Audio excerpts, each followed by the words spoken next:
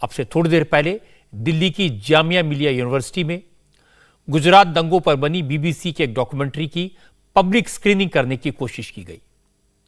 प्रशासन के मना करने के बावजूद कैंपस के बाहर से मार्क्सवादी पार्टी के स्टूडेंट विंग के लोग वहां आए, हंगामा किया।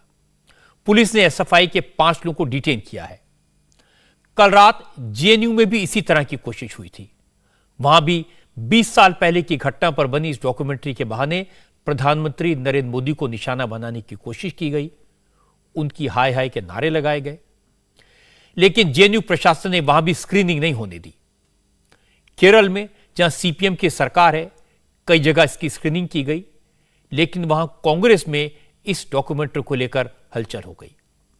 पार्टी के नेता अनिल एंटनी ने इस डॉक्यूमेंट्री को दिखाने का विरोध किया तो कांग्रेस के नेता उन पर टूट पड़े। एंटनी ने कांग्रेस छोड़ दी, इस्तीफा दे दिया। और नोट करने वाली बात यह कि अनिल एंटनी कांग्रेस पार्टी के सीनियर लीडर ए.के. एंटनी के बेटे हैं। हम इन सारी घटनाओं को एक एक करके देखेंगे तो समझ आ जाएगा कि कुछ लोग इस डॉक्यूमेंट्री की पब्लिक स्क्रीनिंग कराने पर आमादा क्यों हैं। यह भी पता चलेगा कि स्क्रीनिंग की टाइमिंग के पीछे मंशा क्या है। तो सबसे पहले बात करते हैं जामिया मिलिया यूनिवर्सिटी की। जेएनयू के बाद आज जामिया में बीबीसी की डॉक्यूमेंट्री की स्क्रीनिंग का ऐलान लेफ्ट स्टूडेंट विंग संगठन एसएफआई ने किया। एसएफआई ने कल शाम अपने ऑफिशियल इंस्टाग्राम हैंडल के जरिए जानकारी दी कि शाम 6 बजे जामिया के एमसीआरसी लॉन में बीबीसी की डॉक्यूमेंट्री द मोदी क्वेश्चन दिखाई जाएगी। डॉक्यूमेंट्री की स्क्रीनिंग के लिए जामिया के एमसीआरसी लॉन को इसलिए चुना गया था क्योंकि यहां जर्नलिज्म का कोर्स करने वाले स्टूडेंट्स हैं। इसीलिए एसएफआई ने मास कम्युनिकेशन रिसर्च सेंटर के लॉन में यह फिल्म दिखाने का ऐलान किया। क्योंकि एसएफआई ने यह खबर कल शाम को ही लोगों को दे दी थी, सोशल मीडिया हैंडल्स के जरिए बता दिया था, इसलिए आज सुबह से ही जामिया यूनिवर्सिटी गेट नंबर 7 और 8 पर भारी संख्या में पुलिस की तैनाती थी। गेट नंबर 8 से ही एमसीआरसी लॉन में एंट्री होती है। जामिया यूनिवर्सिटी प्रशासन ने यह क्लियर कर दिया था कि कॉलेज कैंपस में डॉक्यूमेंट्री की स्क्रीनिंग की परमिशन नहीं दी जाएगी और अगर कोई स्क्रीनिंग करने की कोशिश करता है तो उसके खिलाफ सख्त एक्शन लिया जाएगा। जब एसएफआई को लगा कि उसकी स्क्रीनिंग की प्लानिंग फेल हो गई है तो एसएफआई से जुड़े कुछ स्टूडेंट्स गेट नंबर 7 के पास प्रोटेस्ट करने लगे। तब पुलिस ने संगठन से जुड़े 5 छात्रों को हिरासत में ले लिया। प्रोटेस्ट और डिटेन करने की यह सारी कार्रवाई दोपहर 3 से 4 बजे के बीच हुई और थोड़ी देर बाद सारे स्टूडेंट वहां से चले भी गए। डॉक्यूमेंट्री की स्क्रीनिंग के लिए शाम 6 बजे का वक्त दिया गया था। तब तक सब कुछ साफ हो गया था।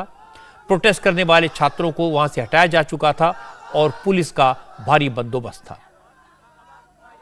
इस समय करीबन 5 उन छात्रों को हिरासत में लिया गया है जो यहाँ पर गेट पर प्रोटेस्ट कर रहे थे। पुलिस की एक्टिविटी बढ़ गई, पुलिस ने यहाँ पर डिटेन किया एक एक करके। वो ठीक इस गेट के सामने आकर प्रदर्शन कर रहे थे और नारे लगा रहे थे, इस डॉक्यूमेंट्री को दिखाए जाने के लिए कह रहे थे। उसके अलावा वो ये कह रहे थे जो पुलिसकर्मी यहाँ पर तैनात हैं, चारों तरफ जो पुलिस की तैनाती है उसको कम किया जाए, छात्रों को अंदर जाने दिया जाए और सबसे बड़ी बात इस डॉक्यूमेंट्री की स्क्रीनिंग की जाए। इसी को देखते हुए यहाँ पर उपद्रव मचाना शुरू किया और फिर जाकर दिल्ली पुलिस ने 5 जो छात्र यहाँ पर प्रोटेस्ट कर रहे थे उनको डिटेन कर पासी के पुलिस स्टेशन पर भेजा है।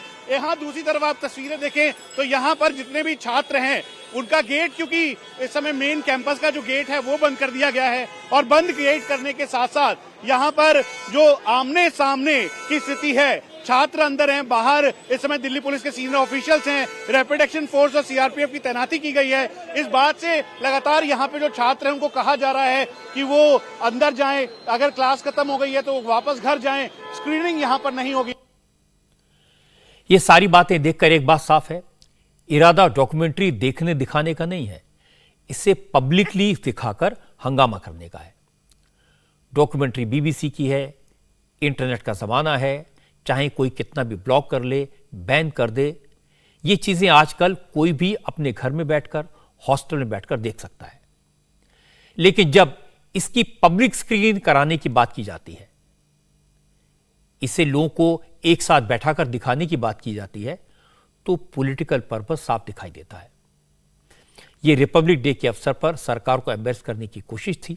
इंडिया टीवी हर वक्त हर जगह डाउनलोड करने के लिए सर्च करें India TV news Google play store या ऐप स्टोर पर।